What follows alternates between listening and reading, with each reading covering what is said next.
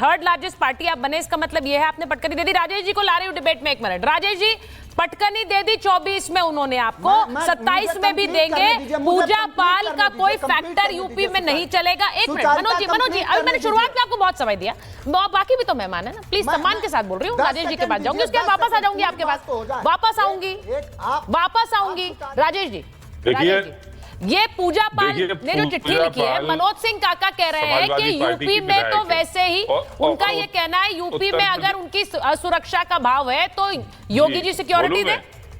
जी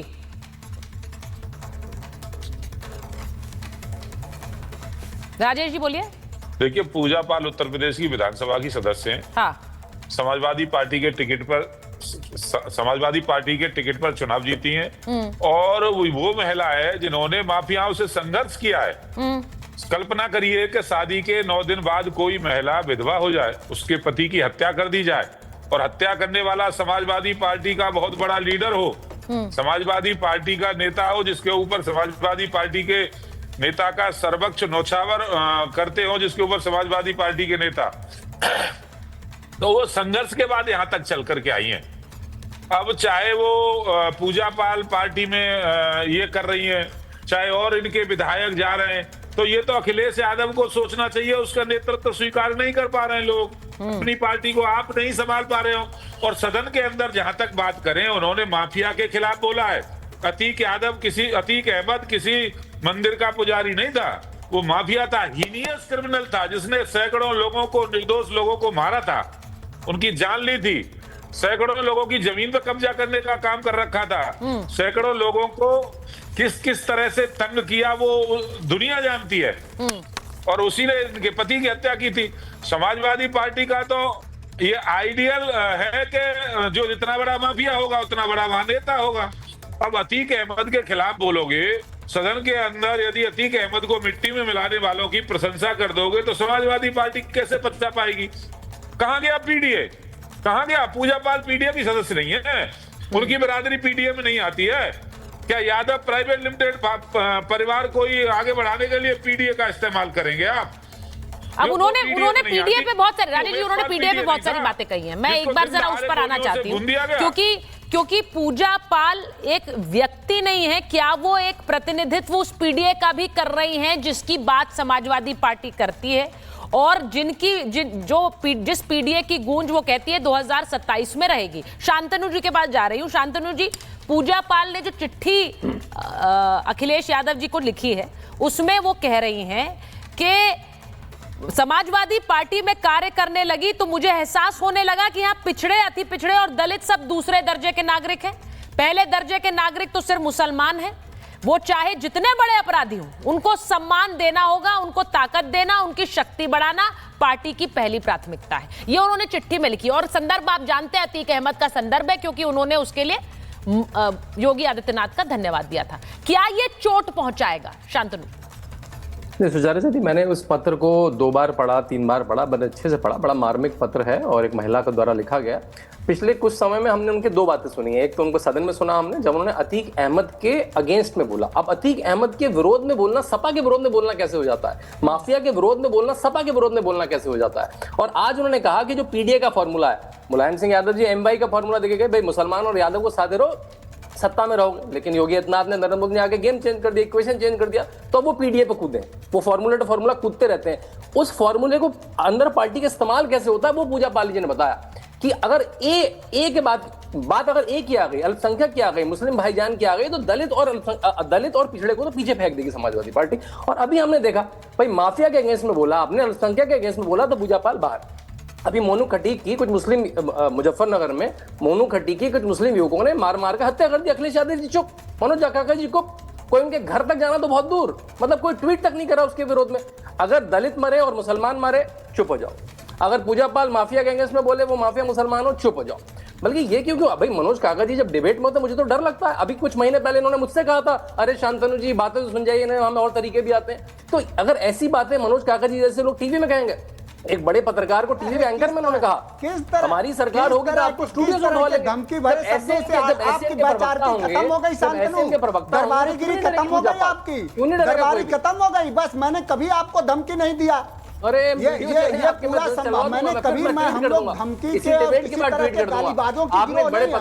गालीबाजों बड़े पत्रकार को भी कहा कि मैं आपको चैनल वालों की गिरोह, आपने बड़े पत्रकार को कहा मैं आपको चैनल से उठवा लूंगा, मेरी सरकार होगी, मुझे धमकी दी हो। अरे ठीक है, ऐसे ऐसे ऐसे मुझे तो बात समझ नहीं आ रही है, मुझे ऐसे बात समझ नहीं आ रही है। मेरे दर्शक का सोचिए जरा, एक मिनट काका जी आप इस पर रिस्पॉन्ड करिएगा। उन्होंने आपके ऊपर अगर कुछ कहा है आप रिस्पॉन्ड करिए, लेकिन शांतनु जी जो बात मैंने पीडीए की बात की, काका जी मैं आ रही हूँ, काका जी यू वांट टू रिस्पॉन्ड, आप पहले रिस्पॉन्ड कर लीजिए।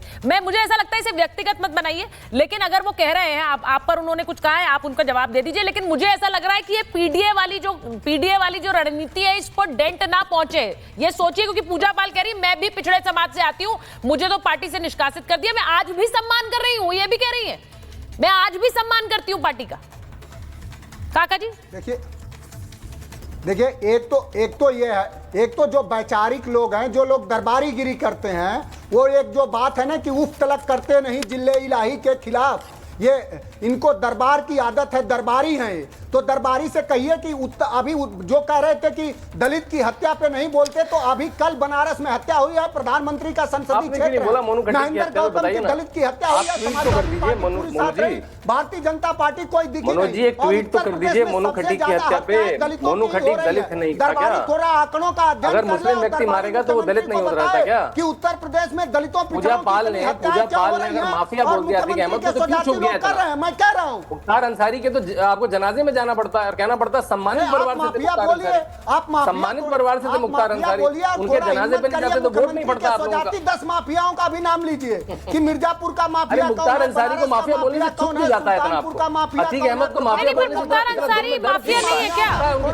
एक सेकंड मनोज जी पहली बात तो ये, एक मिनट मनोज जी, देखिए मैं हमेशा आपसे कहती हूँ, आप डिबेट में आते हैं, आप अपनी पार्टी के बड़े प्रवक्ता हैं। सुनिए मनोज जी मेरी बात तो सुन लीजिए, मैं कुछ कहूं, लेकिन एक बात जरूरी है कि किसी दूसरे व्यक्तिगत नहीं करिए, इसे व्यक्तिगत मत करिए। मनोज जी को ऑडियो नहीं आ रहा मुझे, मनोज जी इसे व्यक्तिगत मत करिए। दूसरी बात ये, मुख्तार अंसारी को माफिया कहेंगे कि नहीं कहेंगे? और एक दरबारी कह रहा है कि उत्तर प्रदेश में विकास है, किस दृष्टिकोण से दिख रहा है? तो आप बोलिए विकास नहीं है, आप नहीं Manoj ji let's be very clear, वो कहेंगे जो उन्हें लगता है यूपी में विकास है, आपको लगता है नहीं है, तो आप खुलकर बोलिए, मंच तो दोनों के पास है, मंच दोनों के पास है। आप बोलिए विकास नहीं है, आप बोलिए कि यहाँ पर हत्याएं हो रही है, आपको कोई रोक नहीं रहा है, उन्हें बोलने दीजिए, उन्हें जो बोलना है। मैं आपसे पूछ रही हूँ, आपको भी तो मंच दिया है मैंने, आप बोलिए जो आपको लग रहा है यूपी में। लेकिन मेरा लखीमपुर में एक युवा अपने बच्चे की लाश झोला में लेके गए, दरबारी देखा कि नहीं? योगी आदित्यनाथ से सवाल करें कि आपको ये संबोधन क्यों अच्छे लगते हैं? हमको उनका नाम शांतनु है, नाम से बोल सकते हैं आप, अच्छा नहीं लगता ना सर डिबेट में इस तरह की बातें? मैं बस ये कह रही हूँ, मैं आपको मनोज जी कह रही हूँ, शांतनु जी नाम लीजिए ना सर, सबके नाम भी चल रहे हैं स्क्रीन पर, अगर किसी को याद नहीं रहता तो। एक मिनट मनोज क्या let me open the debate, दिखाएंगे ना टीवी पे वो। देखिए डीएनए में राजकता है ना, मुख्तार अंसारी को माफिया कहना है या नहीं कहना है, मेरा ये जवाब नहीं आया अभी तक। मैं फैज खान के पास जा रही हूँ, फैज जी मुमताज, संदीप जी के पास जाइए, संदीप जी वेट कर रहे हैं, पहले संदीप जी और फैज जी के पास जा रहे हैं। मैं सिर्फ ये पूछ रही हूँ क्योंकि पीडीए की जब दम समाजवादी पार्टी भरेगी संदीप जी, तो कांग्रेस पार्टी भी साथ में खड़ी होगी। आपको लग रहा है ये डेंट होगा? क्योंकि आज उन्होंने बहुत बड़ी बात कही है जब वो कह रही मेरी हत्या भी हो सकती है। क्यों? क्योंकि मैंने मुख्तार अंसारी के बारे में बोल दिया। मुख्तार अंसारी के खिलाफ बोलना तो ये मुझे भारी पड़ता ही। ये जरा मुझे लगता है एक बार सुनवा देते हैं पहले, उसके बाद आते हैं सुनवाते। अच्छा संदीप जी पहले आप बोलिए, फिर सुनवाते। नहीं हमने सुना है। हाँ बोलिए। हमने सुना है। देखिए 2-3 चीजें मैं क्लियर कर दूं। पहली बात तो मैं नजदीक का हूं, पूरा मामला बहुत गहराई से जानता हूं, ठीक है, बगल का रहने वाला। दूसरी बात यह है कि अभी जिस तरीके से पूजा पाल जी अभी मुख्यमंत्री जी के पास मिलने गई और मिलने के बाद उनको डर लगने लगा, मतलब मुख्यमंत्री जी के पास आने के बाद किसी को डर लगे, ये तो मुख्यमंत्री जी पे सवाल है भाई। ये कैसा कौन सा डर पैदा कर दिया कि वहां से आने के बाद आपको डर लगने लगा? हाँ। पहली चीज। दूसरी चीज, पूजा पाल जी बिल्कुल उनके साथ गलत हुआ, उसी तरीके से गलत हुआ जैसे कानपुर की खुशी दुबे के साथ गलत हुआ। 5 दिन की बेहता थी बेचारी, उसके पति को फर्जी इनकाउंटर में मार दिया जाता है और उसको जेल भेज दिया जाता है। तो जेल जाने से बच गई थी, वो तो जेल भेज दी गई, पंडित जी की लड़की थी इसलिए।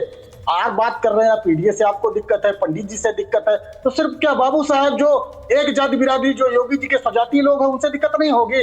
आप ब्रजेश सिंह को एमएलसी बनाइएगा, दूसरे पर सवाल खड़ा करिएगा। प्रदेश का जो है सबसे बड़ा मदन सिंह बद्दो अपराधी आज तक पता नहीं चलेगा। कितने स्वजातीय लोग हैं उन पर एक भी मुकदमा नहीं लिखा जाएगा, न कोई कार्रवाई होगी। और एक बात मैं पूजा पाल जी के संदर्भ में और राजू पाल जी की हिस्ट्री थोड़ा सा बता दूं। जब ये 2004 में पहली बार राजू पाल जी अतीक के शूटर हुआ करते थे, पहली चीज जान ले, देश जान ले। और उसके बाद जब उनमें मतभेद होता है, मतभेद होने के बाद 2004 में वो चुनाव लड़ते हैं, हार जाते हैं। 2005 के उपचुनाव में वो चुनाव जीत जाते हैं। फिर उनकी नृशंस हत्या होती है जो कि दुखद है, जिसकी जितनी निंदा की जाए उतनी कम है। उसके बाद 5 में हत्या के बाद पूजा पाल जी फिर चुनाव लड़ती है, बसपा से हार जाती है, 7 में चुनाव जीतती है। कौन था संदीप जी? सुन लीजिए, जो राजू पाल की हत्या हुई उसके पीछे कौन था? सुन लीजिए, राजू पाल की हत्या के पीछे कौन था? उसको कोर्ट ने सजा दी। हाँ, कौन था? अशरफ था, उसको सजा दी कोर्ट ने ना। हाँ, तो वही तो वो कह रही है। अशरफ था।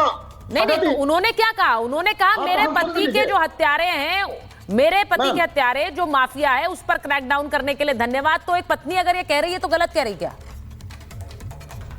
नहीं, मैं बता रहा हूँ, मेरी बात तो आ जाने दीजिए। 2012 में जवाब तो दीजिए, गलत कह रही है क्या? एक पत्नी अगर अपने पति के हत्यारों को सजा दिलाने की बात कहती है या फिर माफिया पर क्रैकडाउन की बात करती है क्योंकि वो खुद उसने वो दंड झेला है, तो वो गलत कह रही है? नहीं, मैं बता रहा हूँ कि गलत कह रही है, सही कह रही है। नहीं, तो बताइए ना, गलत कह रही है सही कह रही है? पहले भूमिका बना के बताएंगे। सुन लीजिए, नहीं, बस दो सेकंड। वो भाजपा उनको चुनाव हरा देती है, भाजपा चुनाव हरा देती है सिद्धार्थनाथ सिंह 2017 में। अगर भाजपा को इतनी पीड़िता लग रही थी तो भैया क्यों कैंडिडेट खड़ा कर रहे थे उसके खिलाफ? आपको वॉकओवर कर देना चाहिए था। और आप उसके पहले तो उसके साथ कभी नहीं खड़े हुए। आज आपको बड़ी मोहब्बत जग रही है। और एक बात अब सुन लीजिए, अब सही और गलत पर। अतीक अहमद की हत्या हुई ना, अपराधी आए, गोली मारकर चले गए, कानून ने सजा दी क्या? मतलब राजू पाल भी अपराधी था, 2 मुकदमे नहीं 25 मुकदमे थे, 2 हत्या के मुकदमे। जैसे उसकी हत्या अगर जायज नहीं थी तो अतीक अहमद की भी हत्या जायज नहीं है। इस देश में कानून का राज है, को सही कह रहे हैं, उसमें गलत क्या कह रहे हैं आप? ये तो उसमें कौन सही ठहरा रहा है उसको? उसमें सही कौन ठहरा रहा है? आप वो ये नहीं कह रही हैं। उन्होंने ये कहा कि माफिया को खात्मे करने के लिए आपका धन्यवाद कहती हूँ। अब मुझे ये बताइए कि एक महिला जिसके पति की हत्या हुई वो नहीं कह सकती है वो ये नहीं कह सकती है क्या? आप कह रहे हैं मैं बहुत अच्छी तरह से उस इलाके को जानता हूं, तो आप तो जानते होंगे कि अतीक अहमद और उसके भाई का किस तरह का एक खौफ था उस इलाके में। आज भी लोग बात करते हैं, मुझे बताने की जरूरत नहीं है। फिर तो आप उस इलाके को जानते तो मुझसे बेहतर जानते होंगे। मैंने तो सिर्फ रिपोर्टिंग की है वहां जाकर, मैंने तो सिर्फ स्टोरीज की है वहां जाकर, और मुझे भी लोग बताते हैं वहां पर, तो आपको तो ज्यादा पता होगा मुझसे।